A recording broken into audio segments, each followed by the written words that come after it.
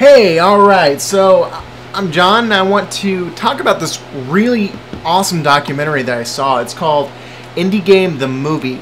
And I'm looking towards the screen right now because I kind of have a Wikipedia page pulled up. I have that because I just watched the movie and some of the names I can't exactly remember at the moment. So, hold on. Anywho, so I want to talk about this movie. It is probably single-handedly one of the best documentaries I have ever seen. You know, I mean, and I watch a lot of documentaries. Now, first off, I am what I call a casual gamer. Well, maybe a little bit above casual gaming because I do play a lot of,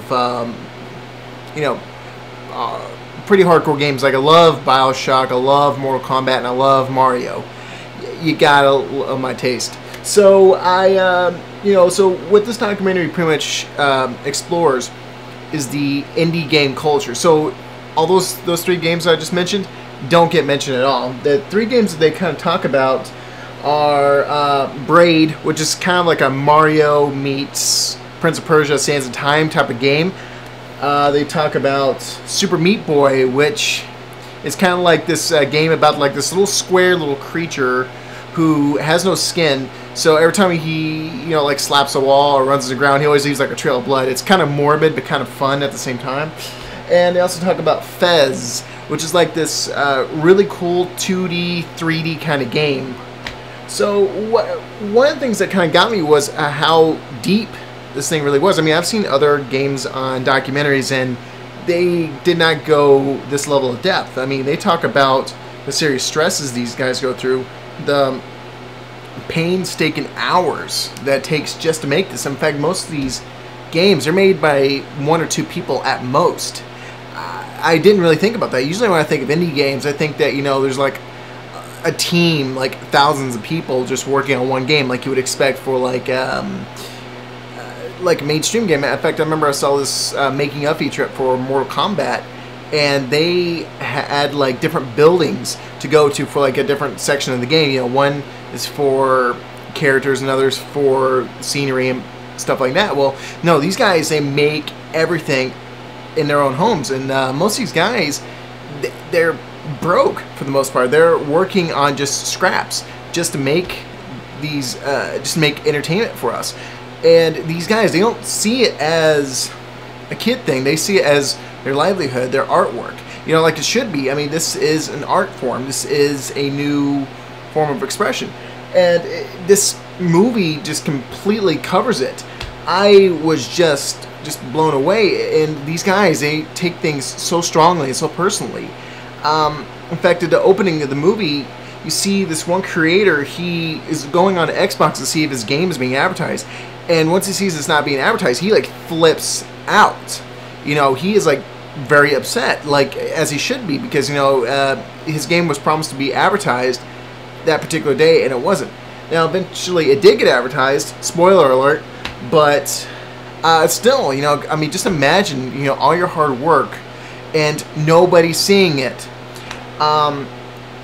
That must be a horrifying thing. And then we get to this other story with the creator of Fez. He's talking about how he's having issues with his business partner who refuses to sign certain forms for him to, advertise his game or show people his game. But, he kind of has to persevere and show stuff, show the game, cause interest in it and get people to really, really like it. I'm sorry if I'm stuttering. I'm just so, I was so taken back by this documentary. It was just so much, I was just, wow. I mean, I'm willing to even go as far as to say this thing should be nominated for an Academy Award. I mean, this thing was released January 2012, so it is eligible. I mean, I'm looking at it right now. It holds 92% on Rotten Tomatoes. I seriously, I give this thing 2 thumbs up all the way. If I was like a Roger Ebert kind of critic, but I'm not.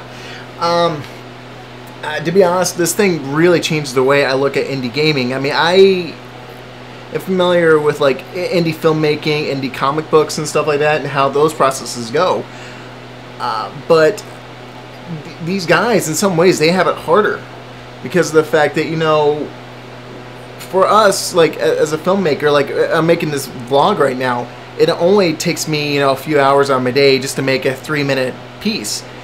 These guys are spending day and night, probably very little sleep. They probably don't even take a day off just to make this wonderful piece of entertainment. And these aren't even the super expensive games. These are probably like, you know, $15, $20 games you can buy live, you know, off Xbox Live. So, you know, this is just, this is just, it's just something, you know, that we don't normally think about. And this has really left me very, definitely I could say it's a very thought-provoking in the sense that, you know, it brings up things you don't normally think about. Because usually in other video game documentaries, they just talk about, you know, the violence in video games or the making of featurettes and stuff like that. But no, but this one really goes into their personal lives. We see a video gamer trying to, you know, get this game going so he could pay off his parents' debt. I mean, that is deep shit right there.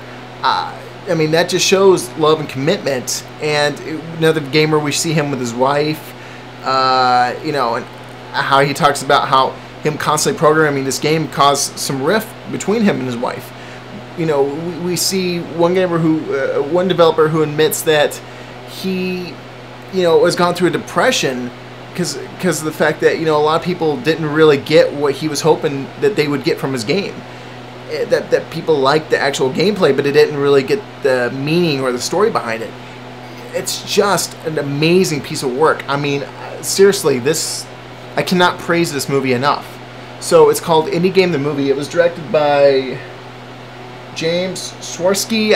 Sorry if I'm mispronouncing his name. And Lisanne Pajot. I think those are French names. I will put them in the description below because I really think I messed up their names big time. But this thing is just, I cannot praise this enough. Go see this movie. As of December 5th, 2012, it's on Netflix right now. So if it's not on Netflix, where you're gonna go when you're seeing this, at the time you're seeing this, sorry. You could probably get it on Amazon or maybe rent or buy the DVD. I'm actually wanting to buy this now. That's how good this is. And usually I don't buy documentaries, so that says a lot. This was clearly made by people who have passion for this kind of medium. You know, you cannot make a documentary like this if you don't have passion for the source material. So, anywho, you know, go see it. You know, if you like it, if you love it, hate it, you know, tell me all about it in the comments below. All right, see you later.